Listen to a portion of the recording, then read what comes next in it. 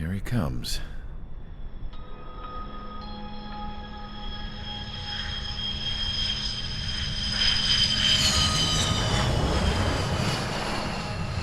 Mihai's looking worse.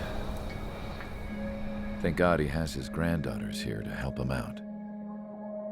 They're sisters, 15 and 10. Engaging the enemy in combat so we could use his physiological data to improve the drones had always taken a toll on Mihai's body.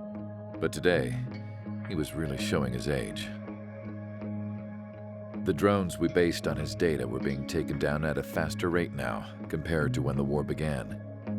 When Mihai found that out, he insisted on flying to the front lines to see it for himself. Sometimes he could be so stubborn. His age wasn't the only thing affecting his health. Over the years, flying at high altitudes for prolonged stretches of time had ravaged and poisoned his body. But he was a man of grit. Today, after 28 years, he saw combat again. If his flight suit still wasn't good enough to protect him, I can't imagine how many Gs he hit today during the battle. As a pilot, he exceeds all our expectations. It's going to take a bit more tweaking before our drones can match his skill.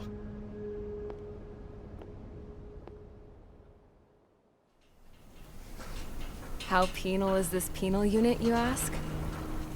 This place is a shithole. If you took the stink of all the corruption in the world, then corralled it all in one place, that would give you a pretty good idea of what the air smells like around here.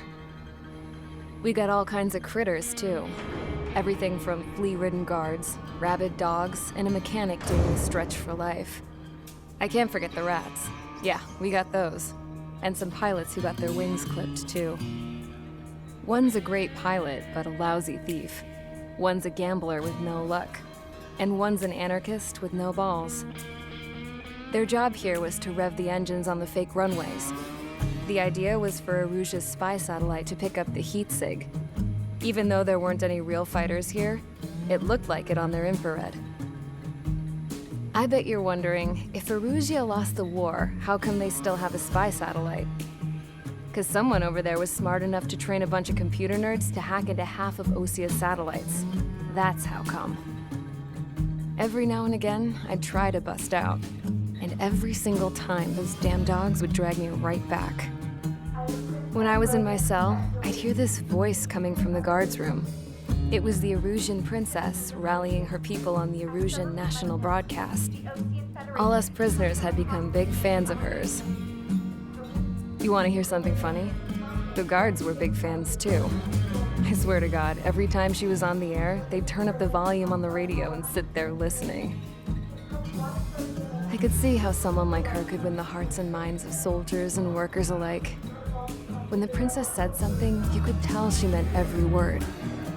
Lately, she'd been having more fun with her speeches, and that made her seem even more charming. You could say her charm was like a virus.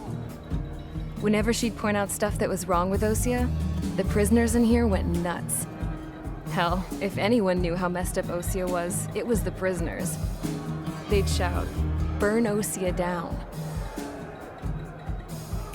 No way am I just gonna sit here and rot away in this hellhole. Dark blue. Instead of building fake-ass planes to trick Aruja, I'm gonna build one that'll really take off. You can count on that.